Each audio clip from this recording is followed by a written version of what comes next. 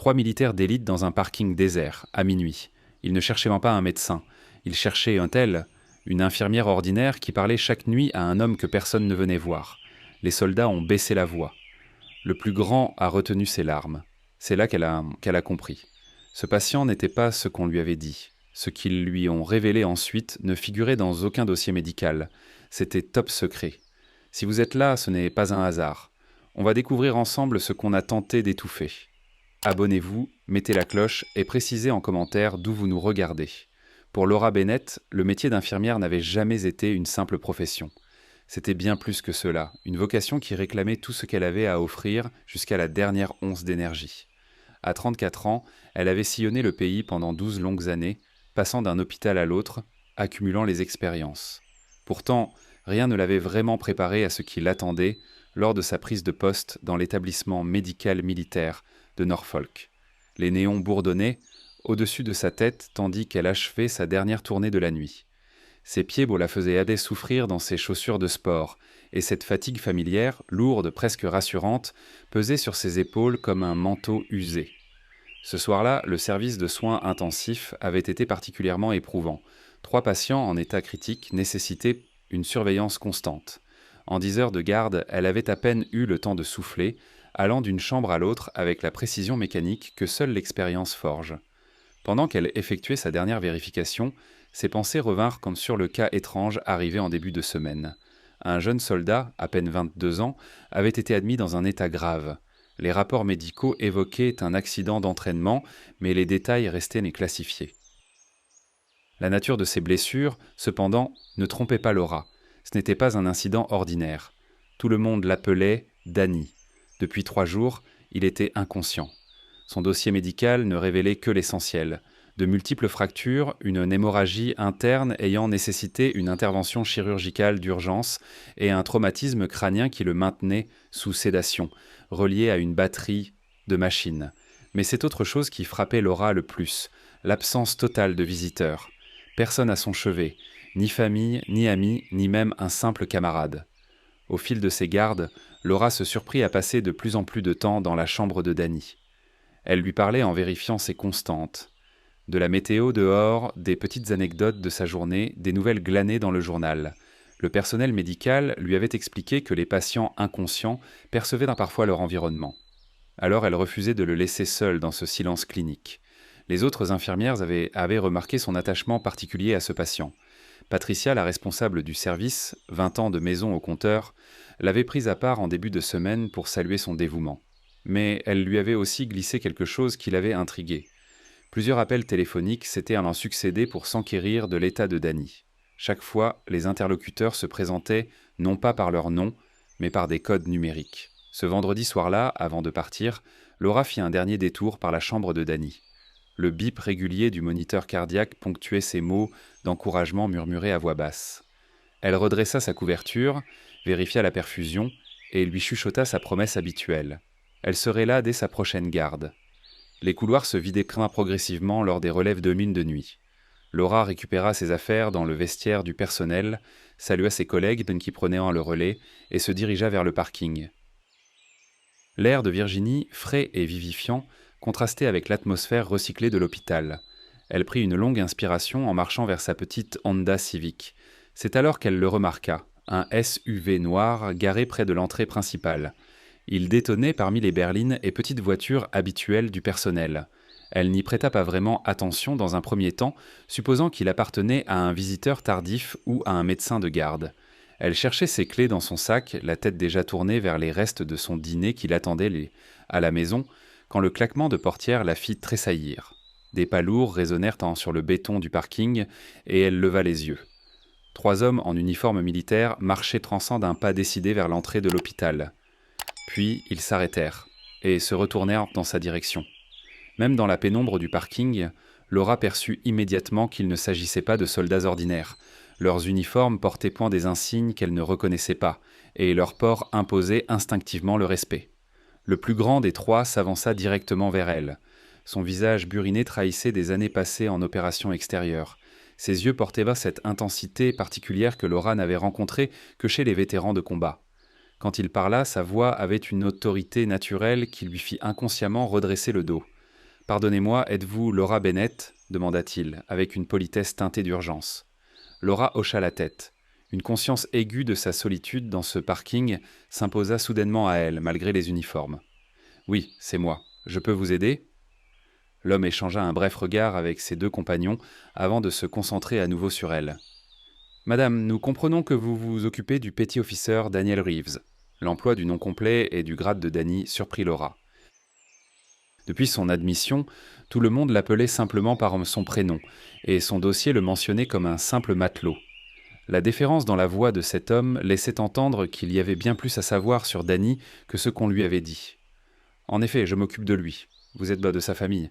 Les visites se sont terminées il y a plusieurs heures, et son état n'a pas évolué depuis hier. » Le deuxième homme fit un demi-pas en avant. Plus petit que le premier, mais dégageant la même assurance tranquille. « Non, madame. Nous ne sommes pas sa famille au sens propre. Nous sommes ses coéquipiers. Nous étions déployés à l'étranger et nous avons appris la nouvelle. Nous avons pris le premier transport disponible pour rentrer. » Laura commençait à comprendre. Leur façon de s'adresser à elle, leur urgence palpable, leur évocation d'un déploiement à l'étranger, tout indiquait qu'il appartenait à une unité d'élite. Elle en avait entendu parler, mais n'en avait jamais croisé. Le troisième homme, qui s'était tu jusqu'alors, prit la parole avec un léger accent du Sud. « Madame, nous savons qu'il est tard et que vous venez de finir une longue nuit. Mais nous espérions que vous pourriez nous dire comment il va vraiment. Les rapports officiels ne disent-nous pas tout. » Laura se trouvait dans une situation délicate. Le secret médical était une règle absolue, mais ces hommes étaient manifestement les camarades militaires de Danny et leur inquiétude semblait sincère. Elle pressentait aussi qu'ils disposaient d'habilitations de sécurité, leur donnant accès à des informations qu'elle-même ne possédait pas. « Je peux vous dire ce que j'ai observé pendant mes gardes, dit-elle prudemment. Mais sachez que son état est grave. Il est inconscient depuis son arrivée. Ses constantes sont stables, mais les médecins restent préoccupés par l'étendue du traumatisme crânien. Le visage de l'homme le plus grand se rembrunit. A-t-il montré le moindre signe de conscience? Une réaction à la voix, au toucher? Laura pensa aux heures passées, à parler à Danny, à guetter le moindre frémissement. Il y a eu quelques instants où son rythme cardiaque s'est légèrement accéléré pendant que je lui parlais. Les médecins disent que ce pourrait être une coïncidence. Moi, j'aime à croire qu'il sent quand quelqu'un est là, à ses côtés. Les trois hommes échangèrent dans ce regard particulier, celui de gens qui se comprennent sans avoir besoin de mots, forgés par des années de mission commune. Le plus petit s'écarta légèrement du groupe pour passer un appel discret sur son téléphone. « Madame, poursuivit l'homme à l'accent du Sud, Danny n'a pas de famille. Ses parents sont décédés quand il était enfant, et il a grandi dans des familles d'accueil. Nous sommes tout ce qu'il a. Ce que nous partageons ensemble, ce sont des liens que la plupart des gens ne peuvent pas comprendre. » Une vague de tristesse submergea Laura. Danny, seul dans cette chambre, se battant pour sa vie sans personne pour veiller sur lui. Cela expliquait ce besoin irrésistible qu'elle avait ressenti de rester près de lui. Le troisième homme revint vers le groupe. « Madame, nous avons obtenu l'autorisation de le voir cette nuit. Notre commandant a contacté la direction de l'hôpital. Nous ne resterons pas longtemps. Mais nous devions le voir avant de reprendre le service. » Laura comprit que des forces bien au-delà des règles hospitalières ordinaires étaient à l'œuvre. Ces hommes avaient donc manifestement fait jouer leurs relations pour contourner les procédures habituelles. Et curieusement, elle avait envie de les aider. « Je peux vous accompagner jusqu'à lui, proposa-t-elle. Mais je dois vous prévenir, il a l'air en mauvais état. Les blessures sont importantes et il est relié à beaucoup d'appareils. » La voix du grand homme se fit plus douce. « Madame, nous avons vu des blessures de guerre. Nous voulons juste savoir qu'il est entre de bonnes mains. » En remarchant vers l'entrée de l'hôpital, Laura réalisa que cette simple nuit de garde venait de la connecter à un monde qu'elle n'avait jamais imaginé. Les portes automatiques s'ouvrirent à leur approche et ce qui aurait dû être une fin de service ordinaire prenait une toute autre tournure. Les couloirs de l'hôpital semblaient différents ce soir-là, pendant que Laura guidait les trois hommes vers le service de soins intensifs. Ce décor familier parcouru chaque jour était soudainement devenu un pont entre sa vie ordinaire et l'univers extraordinaire qui entourait la véritable identité de Danny. Son badge bipa à l'entrée des portes sécurisées du service. « Je dois vous dire quelque chose, murmura-t-elle en marchant. Danny ne m'a pas quitté l'esprit depuis son arrivée. 12 ans de métier et jamais je n'ai ressenti un lien aussi fort avec la guérison d'un patient. Il y a quelque chose en lui qui vous donne envie de vous battre pour lui. » Le grand homme, qui s'était présenté comme le Chief Petty Officer Calloway, hocha la tête avec gravité. « Danny produit cet effet sur les gens, madame. C'est le genre d'homme qui se donne entièrement pour les autres, parfois même au-delà du raisonnable. » À l'approche de la chambre, Laura voyait se peindre sur chaque visage une inquiétude profonde. Ces guerriers avaient sans doute affronté le danger et la perte bien des fois. Mais voir leurs camarades ainsi, vulnérables, les touchait visiblement au vif. Elle poussa la porte de la chambre 314. Les 3 hommes entrèrent silencieusement derrière elle. Le rythme régulier du respirateur et du moniteur cardiaque emplissait l'espace, tandis que les machines affichaient au sein les constantes de Danny en chiffres lumineux. Il gisait immobile dans son lit, la tête partiellement bandée, reliée par des tubes et des fils à tout un arsenal d'équipements de maintien en vie. Le plus petit des 3, le Petty Officer First Class Harper, s'approcha le premier du lit. Ses mains étaient instables lorsqu'il posa doucement une main sur l'épaule de Danny, mais l'émotion se lisait dans ses yeux. « Hé frangin, dit-il tout bas, on est là, on est revenu dès qu'on a pu. » Calloway se plaça de l'autre côté du lit, parcourant du regard l'appareillage médical avec l'œil exercé de quelqu'un formé à la médecine de combat. « Danny, tu dois te réveiller, mon vieux. On a des histoires à te raconter sur la mission, et tu rates les meilleures parties. » Le 3e homme, le Petty Officer Mitchell, se posta au pied du lit, les mains croisées dans le dos. Laura remarqua que malgré la chaleur de l'instant, les 3 hommes conservaient une tenue impeccable, presque militaire. « Madame, dit Calloway en se tournant vers Laura, pourriez-vous nous raconter ce qui s'est passé à son arrivée ? Nous connaissons la version officielle, mais le regard médical révèle parfois des détails qui n'apparaissent pas dans les rapports. » Laura ouvrit le dossier électronique de Danny sur le terminal de la chambre. « Il est arrivé par hélicoptère il y a 3 nuits. Les secouristes l'ont trouvé inconscient sur les lieux. La nature des traumatismes suggère un impact violent, chute ou explosion.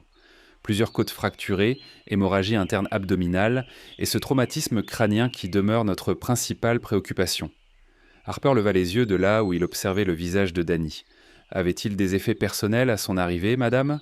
Laura chercha dans ses souvenirs de cette nuit chaotique où l'équipe de réanimation s'était battue pour stabiliser Danny. Il y avait une pochette imperméable avec lui. Le personnel de sécurité l'a récupérée, mais je me souviens d'avoir aperçu ce qui ressemblait à des photographies à l'intérieur. Nouveau regard échangé entre les 3 hommes. Mitchell fit un pas en avant. « Ce sont des photos de son équipe, madame. » Danny porte toujours sur lui des photos de tous ceux qui ont servi avec notre unité. Il dit que ça lui rappelle pourquoi il se bat. En observant ces hommes auprès de leurs camarades inconscients, Laura saisissait la profondeur de leur fraternité. Ce n'était pas une simple solidarité professionnelle.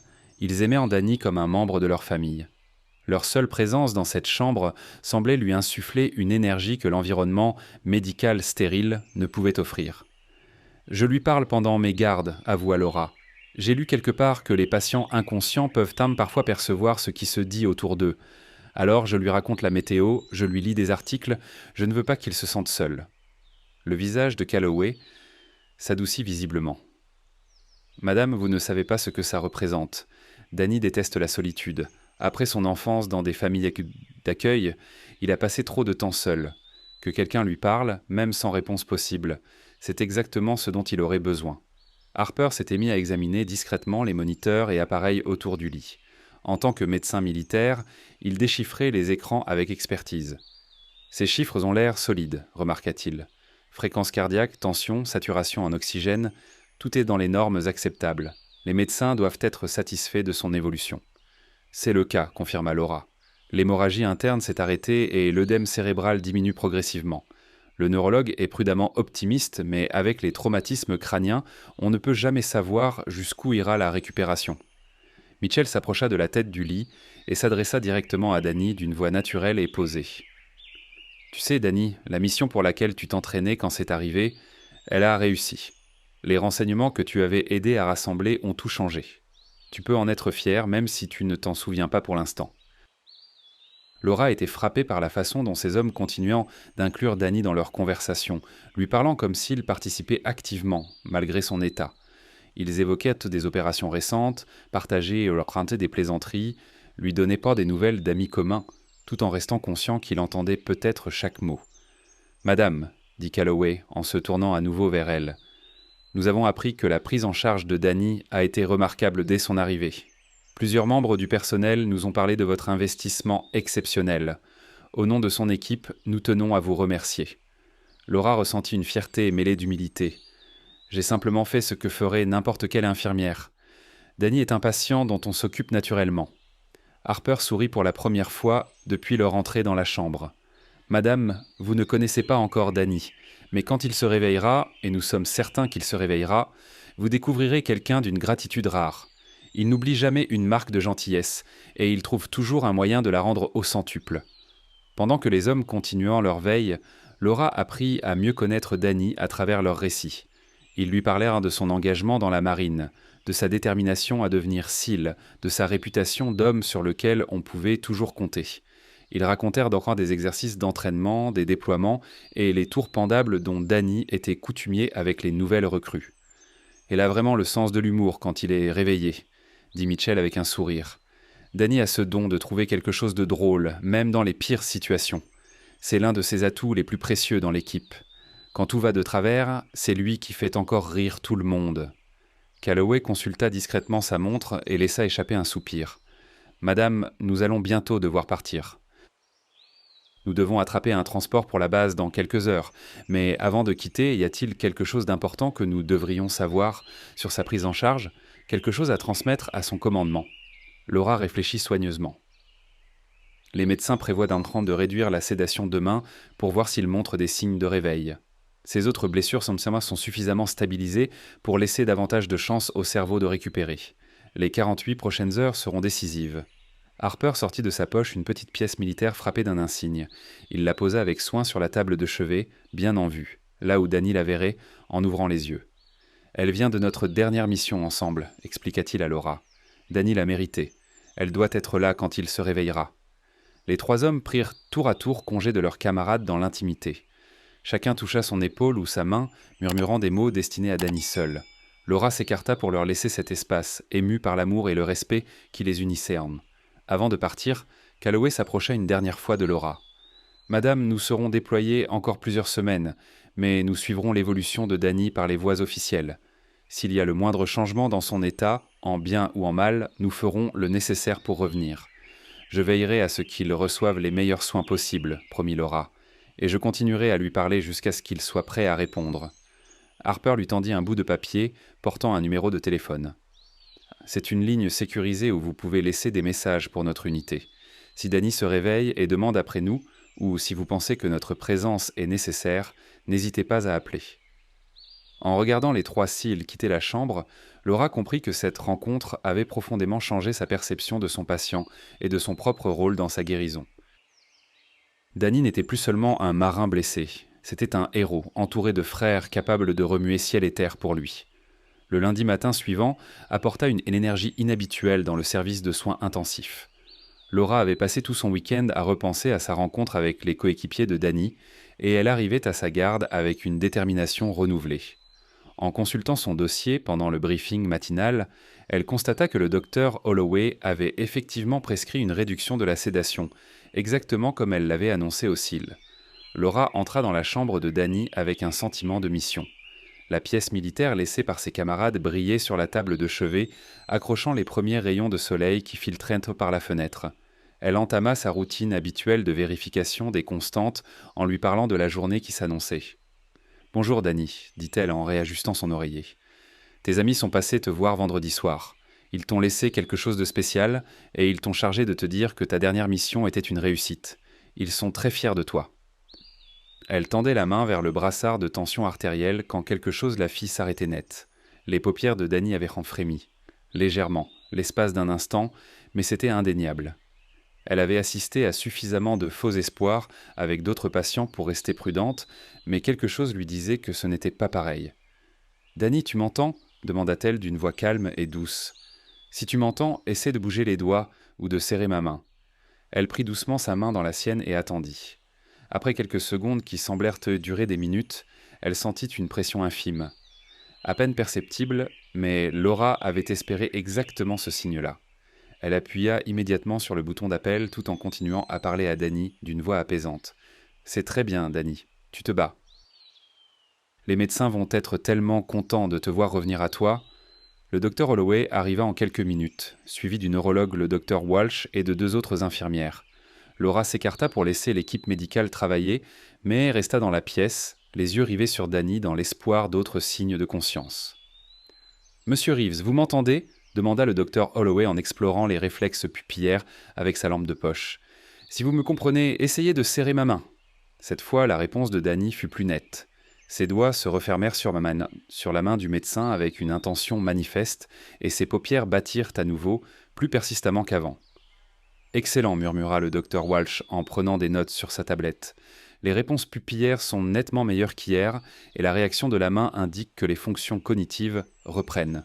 Nous poursuivons la réduction de la sédation et surveillons l'évolution de près. » Au cours des heures suivantes, Laura trouva toutes les occasions possibles de repasser dans la chambre de Danny, plus fréquemment que ne le justifiaient ses autres patients. À chaque visite, elle lui parlait de ce qui se passait autour de lui, lui décrivait les sons qu'il pouvait entendre et lui expliquait les appareils médicaux. En début d'après-midi, les yeux de Danny s'ouvraient par intermittence, même s'il semblait encore désorienté, incapable de fixer son regard. Laura était en train de vérifier sa perfusion quand il la regarda soudainement d'une façon différente, plus alerte, plus présente. « Bonjour, dit-elle doucement en lui souriant. « Bienvenue parmi nous, Danny. Tu es à l'hôpital et tu es en sécurité. Tu as été inconscient plusieurs jours, mais tu vas mieux. » Sa bouche esquissa un mouvement comme pour parler, mais le tube du respirateur l'en empêchait. La frustration se lisait clairement dans ses yeux. « N'essaie pas de parler encore, » le conseilla Laura. « Tu as un tube respiratoire pour aider tes poumons à récupérer de tes blessures. Les médecins le retireront dès qu'ils seront sûrs que tu peux respirer seul. Pour l'instant, concentre-toi sur ton repos. » Les yeux de Danny parcoururent la chambre, absorbant les équipements médicaux inhabituels qui l'entouraient en nom. Quand son regard se posa sur la pièce militaire posée sur la table de chevet, Laura vit une lueur de reconnaissance traverser son visage. « Tes amis de ton unité sont passés te voir, » expliqua-t-elle en suivant son regard. « 3 d'entre eux ont fait un trajet spécial depuis leur déploiement juste pour te voir. Ils t'ont laissé cette pièce et ils t'ont dit d'être fier de ton travail. » Les yeux de Danny s'emplirent de larmes. Émotion ou douleur physique, Laura ne pouvait pas le dire avec certitude, mais elle sentait que savoir que ses camarades étaient venus était pour lui d'une importance capitale. Le docteur Holloway revint en milieu d'après-midi avec le kinésithérapeute respiratoire pour évaluer si Danny était prêt à être extubé. Après une série de tests mesurant sa saturation et sa force respiratoire, ils jugèrent qu'il pouvait respirer de façon autonome.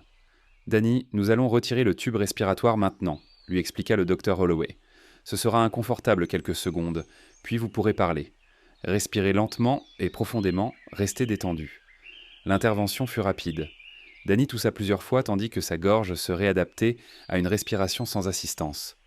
Laura lui offrit de petits morceaux de glace à sucer pour soulager son irritation et peu à peu sa respiration devint plus régulière. « De l'eau, » murmura Danny d'une voix éraillée, son premier mot en près d'une semaine. Laura lui fit boire quelques petites gorgées à la paille, surveillant attentivement sa déglutition. À mesure que l'irritation s'apaisait, sa voix reprit de la consistance. « Les gars, ils étaient vraiment là ?» demanda-t-il en regardant Laura dans les yeux. « En 1960, c'était que... oui, confirma-t-elle. Calloway, Harper et Mitchell. Ils étaient vraiment très inquiets pour toi et voulaient que tu saches qu'ils pensaient en à toi. » Le soulagement de Danny était visible. « Ils ont dit quelque chose sur la mission ?» Laura se rappela la conversation du vendredi.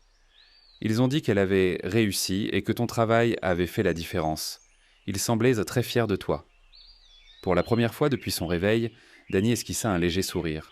« Bien, c'est bien. » Dans les jours qui suivirent, la récupération de Danny progressa de façon remarquable.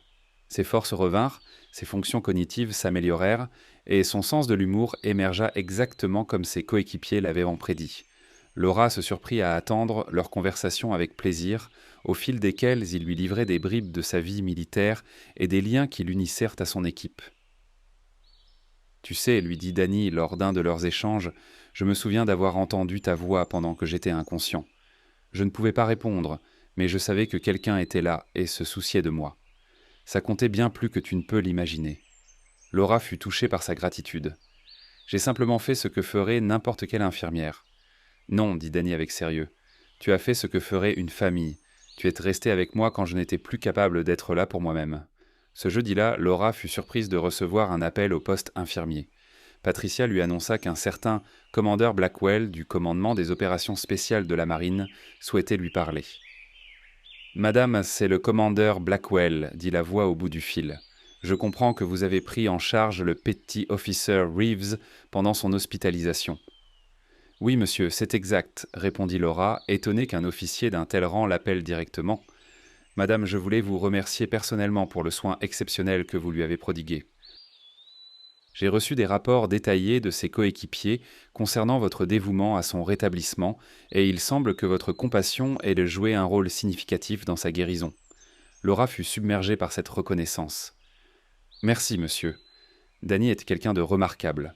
Ce fut un honneur de participer à ses soins. » Madame, je souhaitais également vous informer que le Petty Officer Reeves a été proposé pour une citation militaire en reconnaissance de ses actes lors de l'exercice d'entraînement qui a provoqué ses blessures.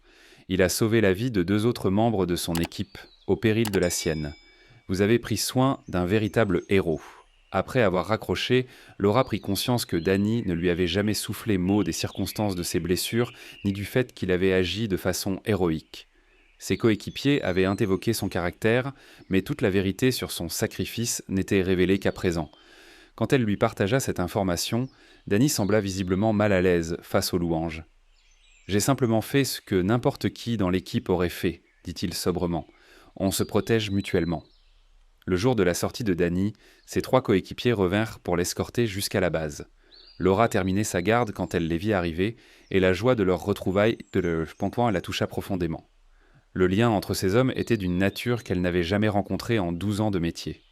Avant de partir, Calloway s'approcha une dernière fois de Laura. « Madame, Danny nous a chargé de vous remettre quelque chose. » Il lui tendit une photo encadrée accompagnée d'un mot manuscrit. Le cliché montrait 6 hommes en tenue militaire, les bras passés sur les épaules les uns des autres, tous souriants. Le mot de Danny disait « Laura, merci d'avoir été ma famille quand la mienne ne pouvait pas être là. Tu n'as pas seulement sauvé ma vie. Tu m'as rappelé qu'il existe encore des anges dans ce monde. » Pour toujours reconnaissant, Danny.